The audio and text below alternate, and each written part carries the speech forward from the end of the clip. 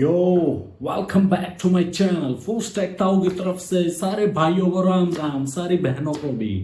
आज हम सीखने वाले हैं क्रिटिकल रेंडरिंग पाथ, जिसको हम सीआरपी भी बोल देते हैं।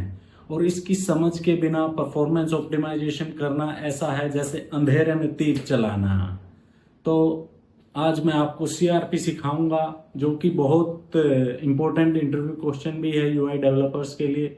और आपको सीआरपी इतना मक्खन मार के, इतना स्मूथ, इतना देसी स्टाइल में आपको सिखाने वाला हूं मैं सीआरपी, कि आप ये पूरी वीडियो के देखने के बाद बन जाओगे सीआरपी मास्टर। तो चलिए शुरू करते हैं।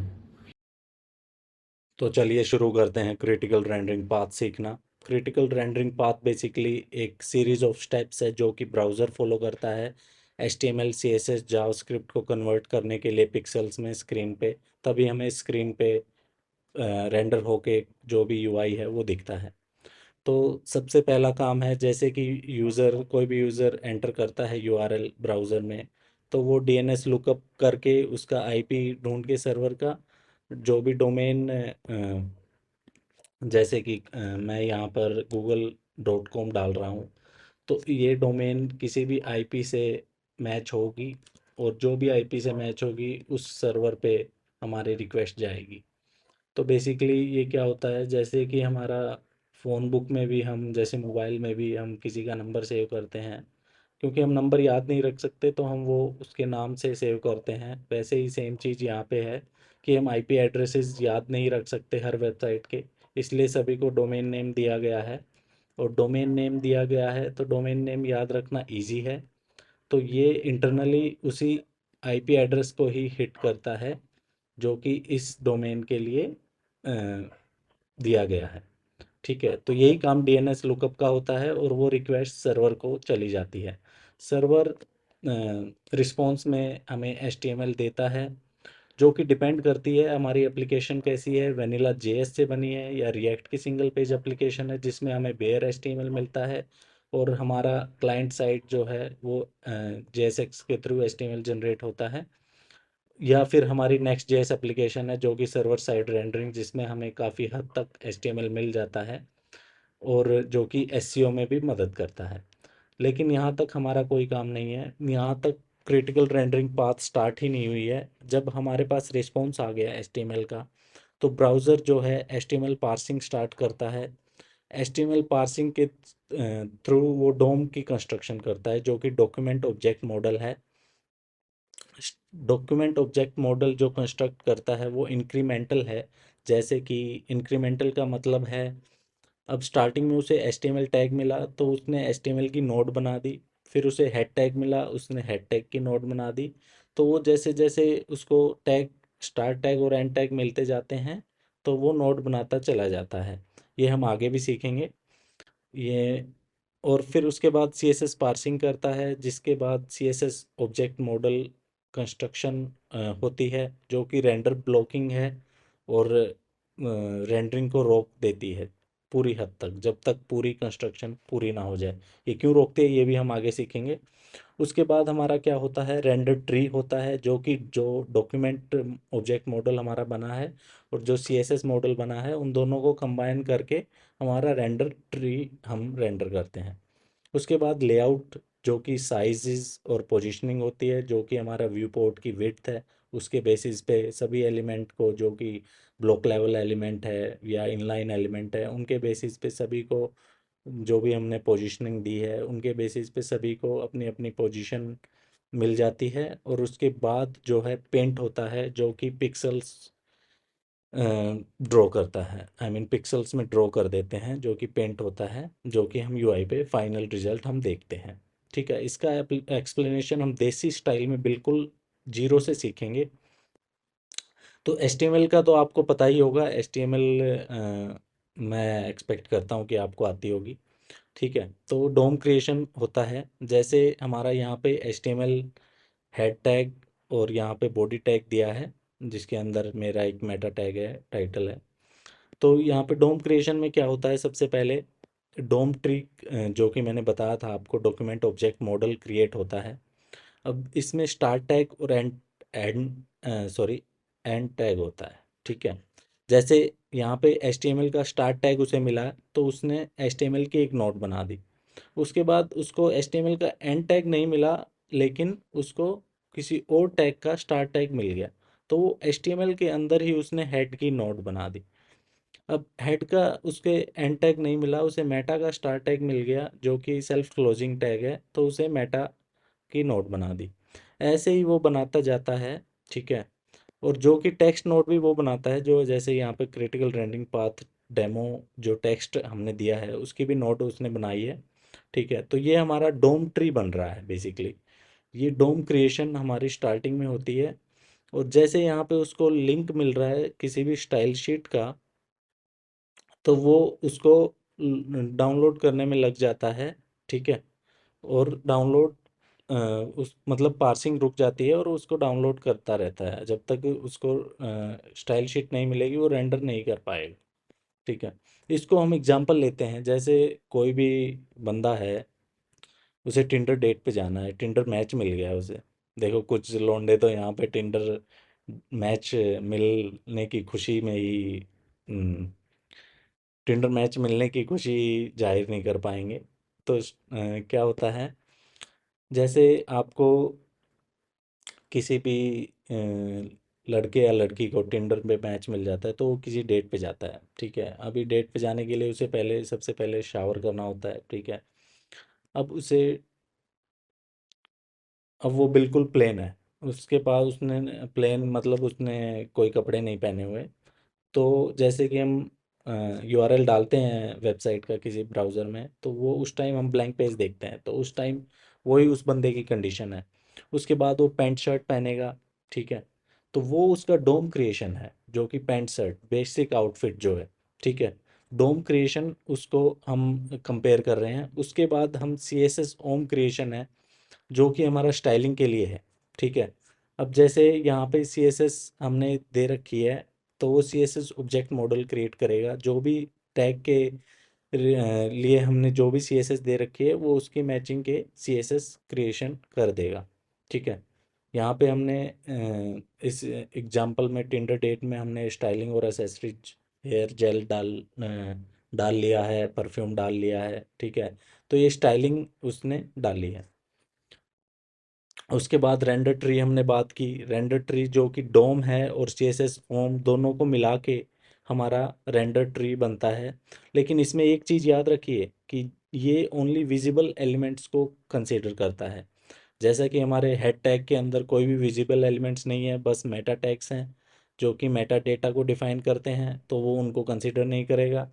जो भी टैग्स जिनकी प्रॉपर्टी जिनकी सीएसएस हमने डिस्प्ले नन दे रखी है, जो कि विजिबल नहीं है व्यू पोर्ट में, उनको भी ये कंसीडर नहीं करेगा। तो जैसा कि हमने देखा यहाँ पे कोई भी हेड टैग या कोई भी एचटीएमएल टैग नहीं है, डायरेक्ट हम बॉडी से स्टार्ट किया है। और ये दोनों को मिला के हमारा फुल हॉटनेस प्लान बन गया है आज दिखने का। तो जो भी आप पहनोगे, जो भी स्टाइल करोगे, ये यहाँ तक हमारा हो चुका है, ठीक है। इस पे हम दोबारा आते रहेंगे जैसे हम कोडिंग चेक करेंगे। तो उसके बाद है हमारा लेआउट।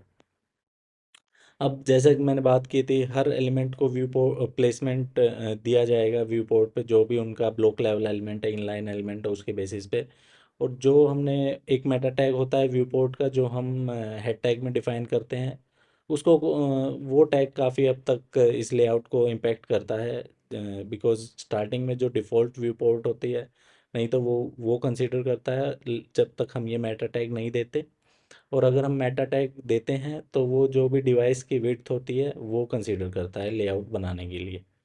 लास्ट में जो कि हमारा फाइनल थिंग है, ओके। तो लेआउट में हमने यहाँ पे इस साइड हमने चेक कर लिया, मिरर चेक की सारी चीज़ सबकी पोजीशनिंग करेक्ट है या नहीं, शर्ट टक्ड इन है या नहीं, ठीक है। लास्ट में हमने पेंट किया, जो कि स्क्रीन पे जो कि फाइनल लुक है, और ये काफ़ी फास्ट है, इसमें इम्प्रूवमेंट का कोई स्कोप ही नहीं है, यहाँ पे हम ऑप्टिमाइजेशन कर ही नहीं सकते। और जो कि हमारा फाइनल वर्जन आपकी डेट को दिखेगा, वो आपका फाइनल पेंट जो लास्ट स्टेप है उसके होने के बाद है, ठीक है। अब यहाँ पे हम इसमें देखेंगे कि हम ऑप्टिमाइजेशन क्या क्या कर सकते हैं। हम इस क्रिटिकल रेंडरिंग पाथ को ऑप्टिमाइज भी करना होता है, क्योंकि अगर यहाँ पे यही पाथ ज़्यादा टाइम लेगा तो हमें यूज़र को जो स्क्रीन पे जो पिक्सल्स दिखेंगे वो बहुत टाइम बाद दिखेंगे। तो हम लेआउट और पेंट को कोई और रेंडर ट्री, इन तीनों स्टेप्स को हम नहीं कर सकते कुछ भी, क्योंकि इन तीनों के लिए हमें बेसिकली डोम ट्री के साइज़ कम करना पड़ेगा। लेकिन डोम ट्री का साइज़ तो हमें, अगर फालतू की नोट्स कुछ डाली भी हुई हैं तो वो इतना इम्पेक्ट नहीं करेंगे कुछ नोट। लेकिन अगर कुछ ज़्यादा ही नोट्स हमने फालतू की डाल दी हैं जिनकी कोई रेलेवेंट नहीं है, फालतू के डिव्स डाल दिए हैं, तो वो कुछ हद तक, लेकिन मैं काफ़ी मतलब मेंशन किया हुआ है एमडीएन में भी कि ये इसका इम्पैक्ट कुछ रहेगा नहीं। यहाँ से आप इम्प्रूवमेंट भूल जाइए। आप इम्प्रूवमेंट करिए डोम क्रिएशन और सीएसएस ओम क्रिएशन में, जो कि हम अभी आगे कोडिंग करते हुए देखेंगे। तो चलिए देख लेते हैं कोडिंग वाला पार्ट हमारा। यहाँ पे मेरे पास दो रेपो हैं, जिसमें एक सर्वर रेपो है जिसमें मैं बेसिकली एक्सप्रेस का सर्वर स्टार्ट कर रहा हूँ, और यहाँ से मैं सीएसएस सर्व करूँगा, जो कि मैं मान के चल रहा हूँ एक बड़ी सीएसएस है, और जिसको सर्व करने के लिए मैं एक सेट टाइम आउट फंक्शन लगा रहा हूँ, जिसको मैं 3 सेकंड के बाद मैं ये सीएसएस रिटर्न करूँगा यहाँ पे इस सर्वर से। तो यहाँ पे मैं सर्वर को स्टार्ट कर देता हूँ। npm स्टार्ट करके हमारा सर्वर रनिंग है 5001 पोर्ट पे।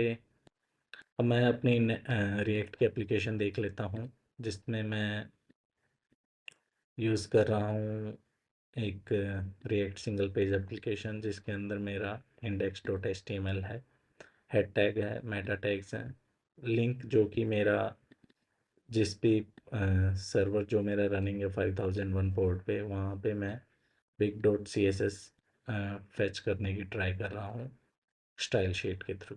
ठीक है। यहाँ पे फिर मेरे पास इंडेक्स डॉट जेएस है जो कि रेंडर कर रही है, और यहाँ पे ये है। तो मैं अपनी रिएक्ट टैब भी स्टार्ट कर लेता हूँ, और चेक करते हैं हम हमारा यूआई कैसे दिखता है और क्रिटिकल रेंडरिंग पाथ कैसा दिखता है। भी मैं रन करता हूँ।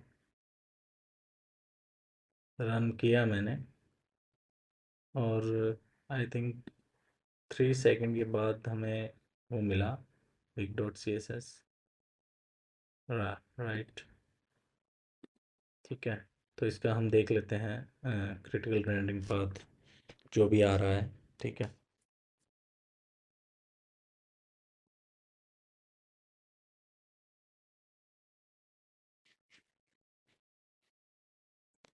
रन किया है मैंने प्रोफाइलिंग। तो सबसे पहले हम चेक करते हैं कि हमारा HTML पार्सिंग स्टार्ट हुआ, जो कि वेलवेट स्क्रिप्ट जो कि हमारी रिएक्ट जो हमने सर्वर क्रिएट किया है उसके लिए है। यहाँ पे हम नेटवर्क देख लेते हैं, फ्रेम्स हैं हमारे पास। नेटवर्क में हमें big dot C S S की कॉल दिख रही है, जो कि 3 सेकंड के बाद जिसने हमें रिजल्ट दिया है। ठीक है। यहाँ पे हम देख पा रहे हैं सी एस एस की कॉल 3 सेकंड बाद। उसके बाद हमारा जो है एच टी एम एल, हमें bare H T M L हमें दिखना स्टार्ट हुआ है। हमारे पास सिर्फ 2 लाइन थी एच टी एम एल की। ठीक है।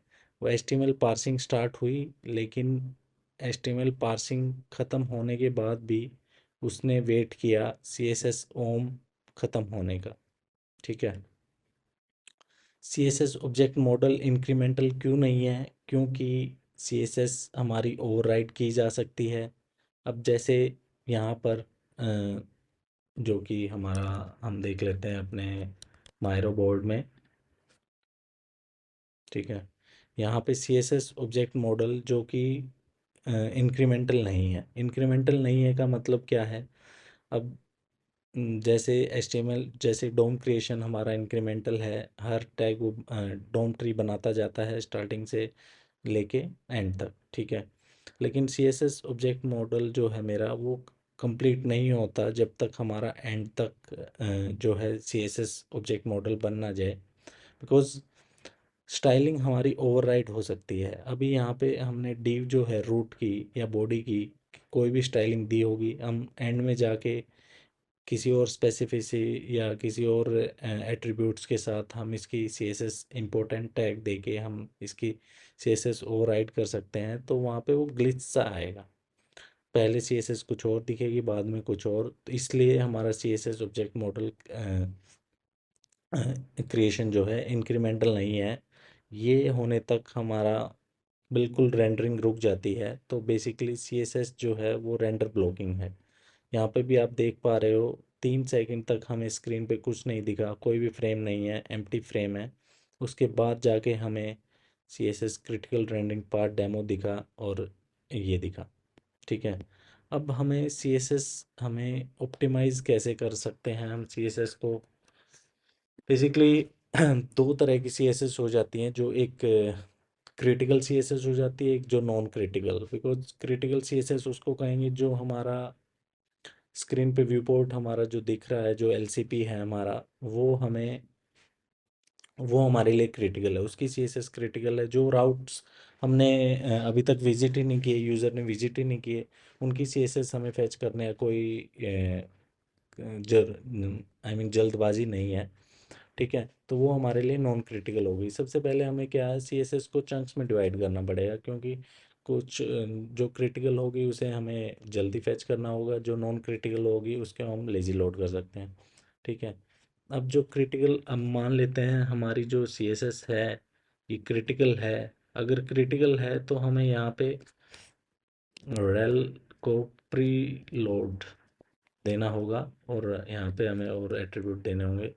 ठीक है, प्री लोड हमने दे दिया है, एज करके यहाँ पे है एट्रीब्यूट कि हम इसको एज विच आई मीन किस चीज़ के लिए, जैसे लिंक टैग है जो कि काफ़ी चीज़ें फैच करने के लिए यूज़ होता है, फ़ॉन्ट्स वगैरह या जो भी हमें फैच करना है, उसमें हम सभी में प्री लोड दे सकते हैं। लेकिन यहाँ पे हम स्टाइल शीट फैच कर रहे हैं तो एज हमने स्टाइल दिया है। और यहाँ पे ऑन लोड के बाद हमें दिस डॉट रेल चेंज करना पड़ेगा, क्योंकि दिस डॉट रेल अभी यहाँ पे प्री लोड है, इसको हमें करना पड़ेगा स्टाइल शीट, जो कि हमारा पहले था। ठीक है, लोड होने के बाद ये अप्लाई करने के लिए, अगर हम ये नहीं देंगे तो वो लोड कर देगा इस सीएसएस को, लेकिन स्टाइल्स जो है वो अप्लाई नहीं करेगा। अभी देखते हैं। अभी इस पे इतना फ़र्क पड़ेगा नहीं, क्योंकि हमारे पास हाँ, अभी ये रेंडर ब्लॉकिंग नहीं है अभी। ये मेन चीज़ मैं बता रहा हूँ आपको। अभी जो हमने डाला ये रेंडर ब्लॉकिंग नहीं है। जैसा कि आप देख सकते हो, अभी मैं एक बार आपको दोबारा स्टार्ट करके दिखाता हूँ।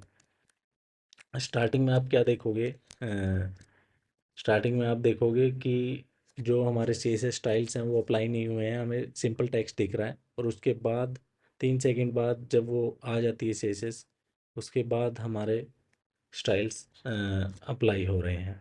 ठीक है, तो ये एक चीज़ है जो कि हमारा एल सी पी इम्प्रूव कर सकती है, क्योंकि अगर हम अभी चेक करेंगे, ठीक है, अभी परफॉर्मेंस चेक करेंगे, तो हमें बेसिक जो टेक्स्ट है वो हमें दिख गया है, लेकिन स्टाइलिंग हमें दिखी नहीं है। तो ये एक इसका ये फ़ायदा है कि हमें जो फ्रेम में आप देख रहे हो स्टार्टिंग में ही हमें टेक्स्ट दिख गया है। तो एलसीपी इसका बहुत बेटर है। एलसीपी होता है लार्जेस्ट कंटेंटफुल पेंट, कि हमें स्क्रीन पे सबसे पहले जो हमारा जो सबसे बड़ा टेक्स्ट, इमेज या जो भी है, वीडियो है, वो सबसे पहले कितने टाइम बाद दिख रहा है।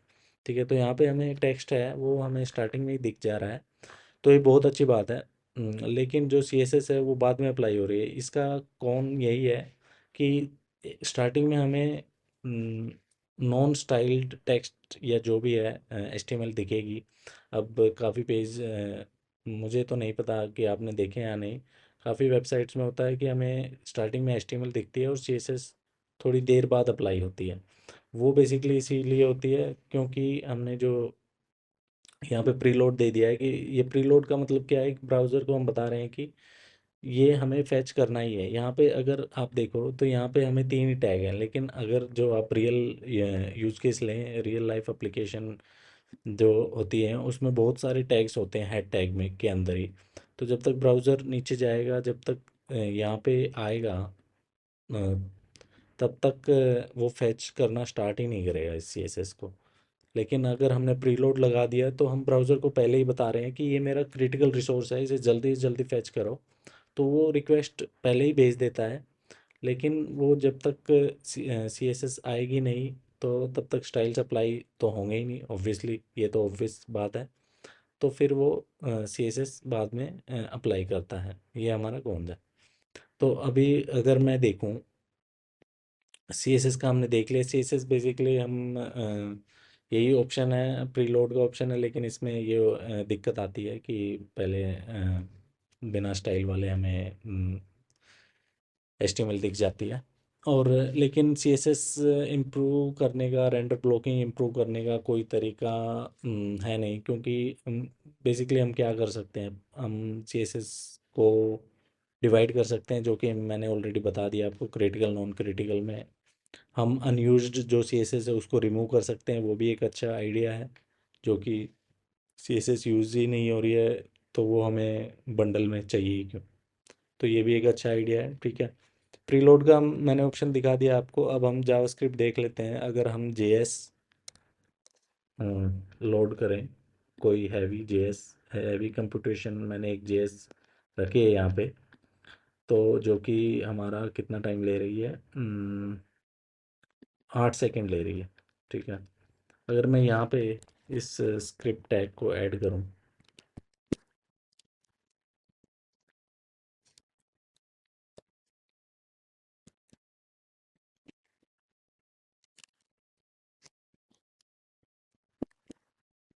ठीक है,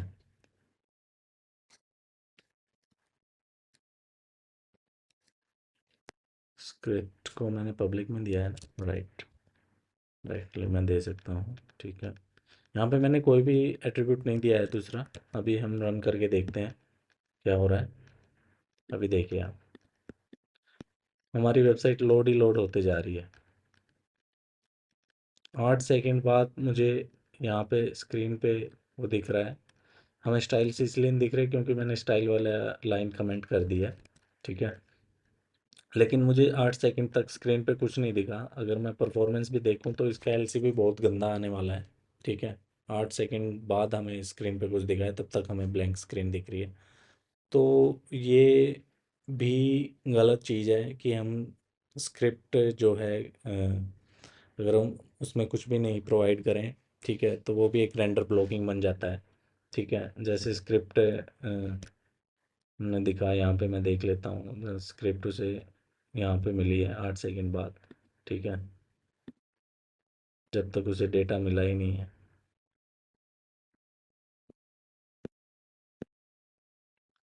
ठीक है। तो यहाँ पे एलसीबी बहुत गंदा है हमारा।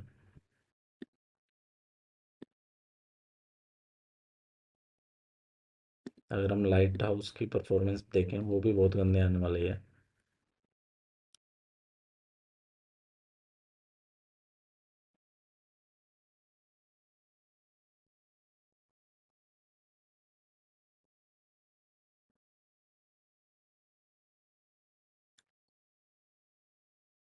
हो जा भाई, रन जल्दी हो जा।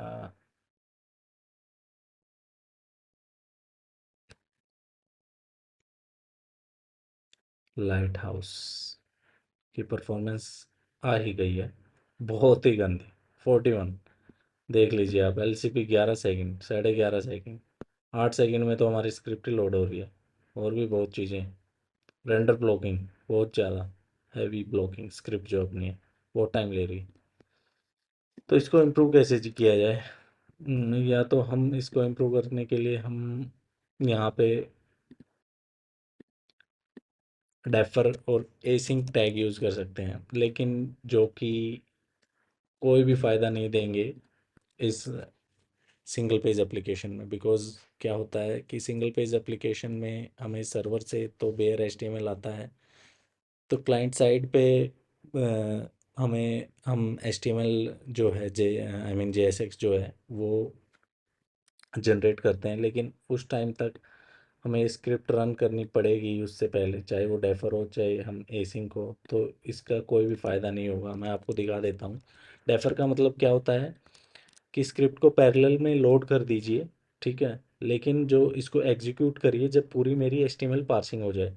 तो एचटीएमएल पार्सिंग हो जाएगी, एचटीएमएल तो मेरी इतनी ही है, लेकिन एचटीएमएल पार्सिंग जैसे ही उसके बाद इसने ये स्क्रिप्ट लोड कर दी, तो मेन थ्रेड तो हमारा बिजी रह गया। अब उसके बाद रिएक्ट कैसे काम, जेएसएक्स कैसे जनरेट हमारा एचटीएमएल में आके जनरेट होगा, ठीक है। तो यहाँ पे डेफर का कोई मतलब नहीं है। अगर मैं एसिंक भी डालूंगा, तो यहाँ पे एसिंक का मतलब क्या होता है, पैरेलल में लोड करो मेरे स्क्रिप्ट, और जैसे ही लोड हो जाए तभी उसे एग्जीक्यूट कर दो। लेकिन जैसे एग्जीक्यूट की तो रेंडर ब्लॉकिंग हो जाएगा, तो यहाँ पे इस उसका भी फ़ायदा नहीं है। तो यहाँ पे हमारा, जैसे मैं आपको दिखा देता हूँ, अगर आपको विश्वास नहीं हो रहा है तो ये देखो, यहाँ पे अभी भी 8 सेकंड मुझे लग ही रहे हैं। तो यहाँ पे स्क्रिप्ट टैग, अगर हमें हैवी कंप्यूटेशन करना है तो ये स्क्रिप्ट हमें लेज़ी लोड करानी पड़ेगी, रिएक्ट के किसी कंपोनेंट में यूज इफेक्ट के द्वारा हमें स्क्रिप्ट लोड करनी पड़ेगी। और अगर हम नेक्स्ट जेएस यूज़ कर रहे हैं तो नेक्स्ट जेएस का स्क्रिप्ट टैग आता है, उसमें हम आफ्टर इंटरेक्टिविटी स्ट्रेटजी दे सकते हैं, जिसके बाद की जो हमारा हाइड्रेशन हो जाएगा नेक्स्ट जेएस का, उसके बाद ये स्क्रिप्ट वो रन करेंगे। ये ऑप्शन है। रिएक्ट जेएस में कोई ऑप्शन नहीं है ऐसा। रिएक्ट जेएस में हमें यूज इफेक्ट में ही इसे जाके किसी कंपोनेंट में लोड करना पड़ेगा। ये हमारे पास दूसरा ऑप्शन है। तो ये था हमारा आज का क्रिटिकल रेंडरिंग पाथ। बेसिकली काफ़ी कुछ हो गया है, ठीक है, जहाँ तक हम देख पा रहे हैं। सीएसएस होम क्रिएशन हो गया है, डोम क्रिएशन हो गया है, ठीक है। तो आपका कोई भी डाउट हो तो कमेंट सेक्शन में ज़रूर बताइएगा। और मैं आगे इम्प्रूव वीडियोस कैसे इम्प्रूव कर सकूं, आगे परफॉर्मेंस ऑप्टिमाइजेशन में आप क्या देखना चाहते हो, ये भी आप कमेंट कर सकते हो। तो see you guys, over and out, full stack ताऊ, लेट्स गो। हाँ, एक चीज़ भूल नहीं रहे, लाइक शेयर एंड सब्सक्राइब।